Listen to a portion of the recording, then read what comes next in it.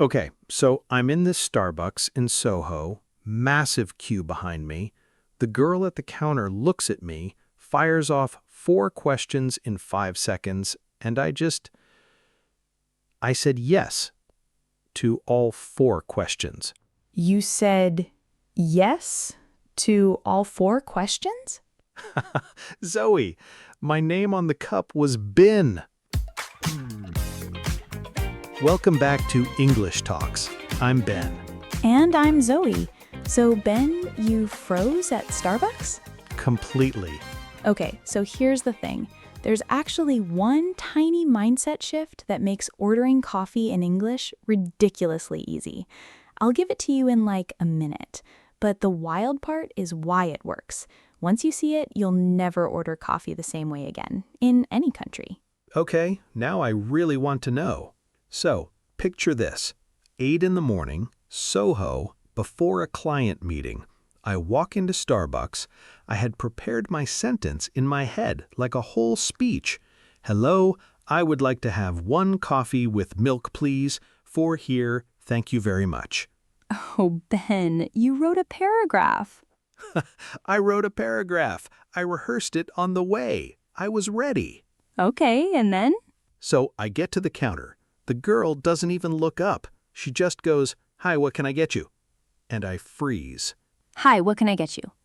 Yeah, that's the speed. That's normal speed. Right?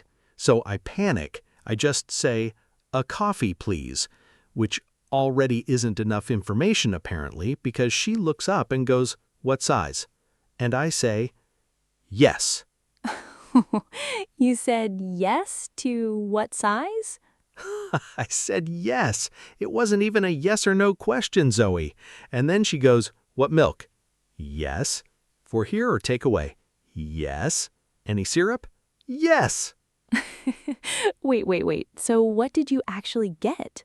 I got a venti caramel oat milk takeaway that I didn't want. Cost me almost £7, and the cup said bin. Bin, like the trash bin. Like the trash bin, Zoe. I paid £7 to be called a trash bin.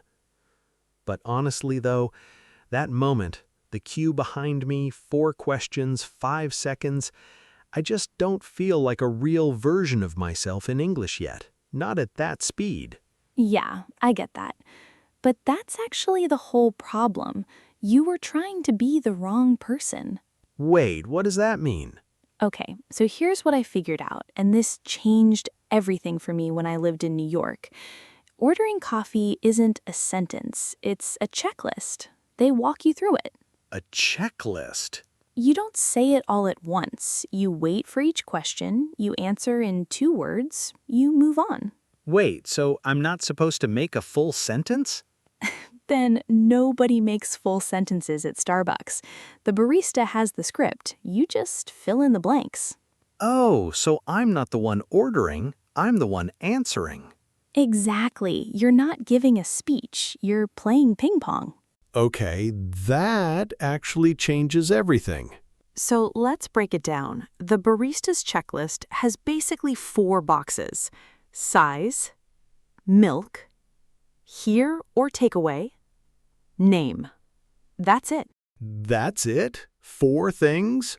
4 things. Sometimes 5 if they ask about syrup, but most days, 4. Okay, so let's start with size because I still don't really get the Starbucks sizes.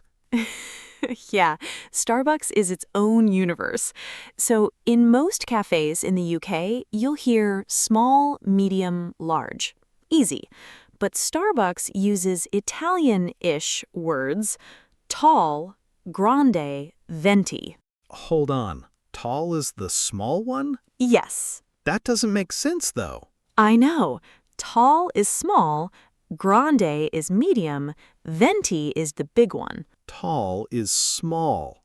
I'm keeping that one. That's going on a t-shirt.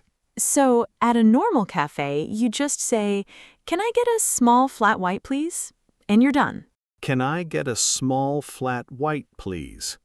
Okay, that I can do. And in real speech, "Can I get a" sounds like "Can I get a?" can I get a small flat white? Try it. Can I get a small flat white? I sound like I'm chewing. Welcome to English. Now, the next box on the checklist, milk. And here's where it got bad for me because she said, "wa-milk." And I just, yes.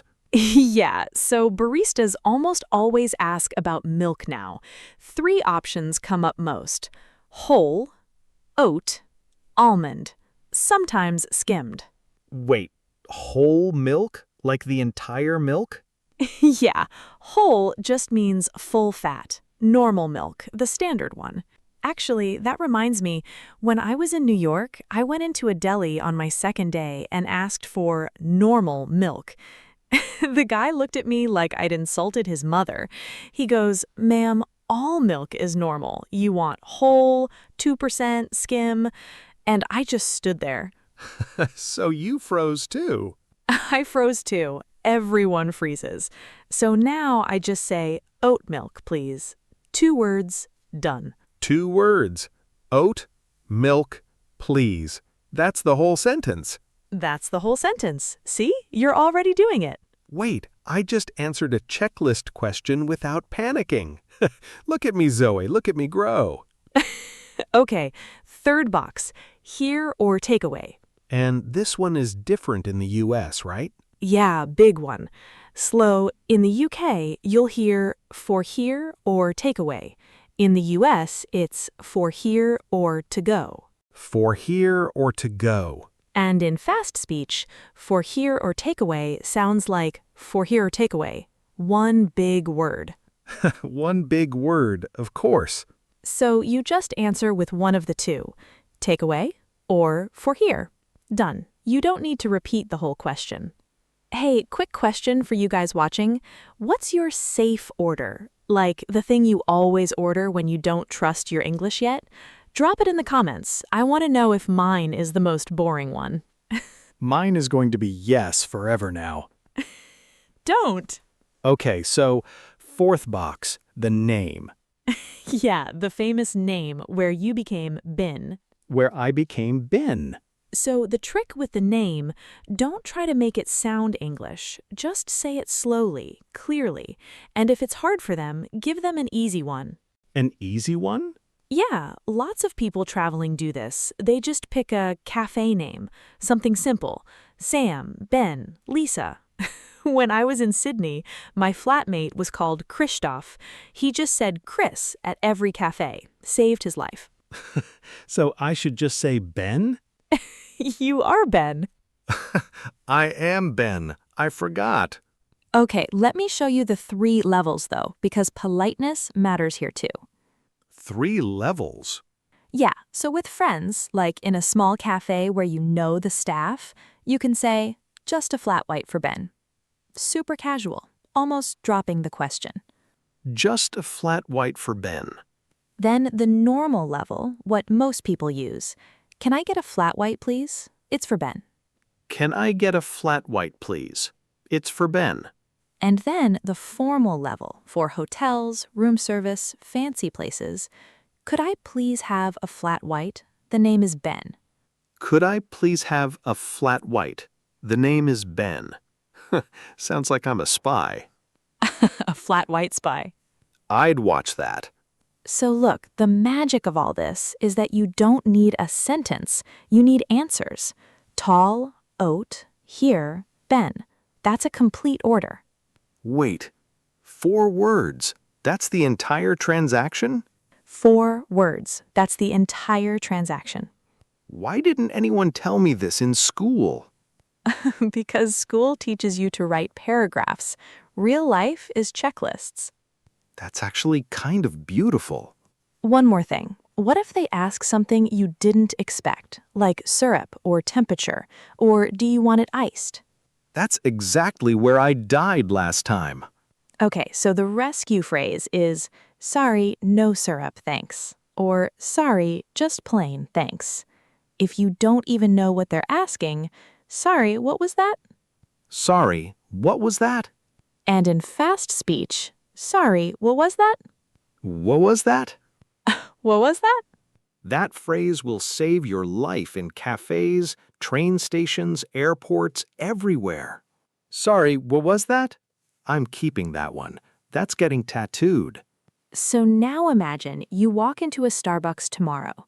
The barista fires off her 4 questions. What do you do? I wait. One question at a time.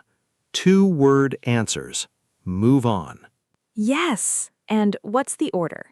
Size, milk, here or takeaway, name. Perfect. Now, what about a Pret or Costa? Same checklist? I think so. Almost the same checklist. The only thing that changes, at smaller cafes, they sometimes don't ask about milk first. They just ask, anything else, at the end. So you might add, oh, with oat milk, please. So the boxes are the same, just sometimes in a different order. Exactly. Same checklist, different order. And here's the cool part. Once you see it as a checklist, this works at the bakery, the train station, even at the airport when they ask about your bag. Wait, you mean it's not just coffee? It's not just coffee. English service interactions are all checklists. The other person knows the script. You just answer the boxes. Wait, so English isn't a mountain I have to climb?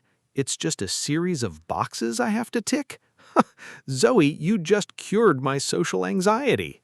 Okay, let me give you 3 quick scenarios. You answer like the checklist. Bring it on. Scenario 1. You're at a cafe in London, and the barista goes, "Hi, what can I get you?" Can I get a small flat white, please? For here. The name's Ben. Beautiful. Bing, scenario 2. You're in New York. The guy goes, "What size, what milk?" Fast. Tall, oat, to go, Ben. Yes, 4 words. Now, scenario 3. A tricky one. The barista asks, "Any syrup with that?" Sorry, no syrup, thanks. Perfect. You used the rescue phrase. Okay, quick. What was the question we used when we didn't even know what the barista was saying? 3 seconds. That's right. Sorry, what was that? What was that? What was that? I'm a different man, Zoe. Oh, and if you want to keep practicing this after the episode, there's a free guide in the first comment. Transcript, exercises, the whole checklist. Grab it before your next coffee run. Okay, quick fire. 5 sentences for survival. Let's go. Can I get a small flat white, please? For here. That's your standard cafe opener. Works in 90% of places in the UK. Tall, oat, takeaway. The name's Ben. That's a full Starbucks order in 8 words. Memorize this one. Sorry, just plain thanks, no syrup. This is your rescue phrase when they offer extras you don't want. Could I please have a cappuccino? The name is Ben. That's the formal version for hotels or fancy places where you want to sound polished. And remember, in real speech, knigeda sounds like knigeda, and for here or takeaway sounds like forhere-or-takeaway. One big word. Knigeda. For here or takeaway. You sound like a robot, but you're saying it right. A robot ordering coffee. That's progress. Quick, what was the size word that means small at Starbucks? That's right, tall. Confusing on purpose. Tall is small. I'm keeping that on a mug. Okay, real question for you guys.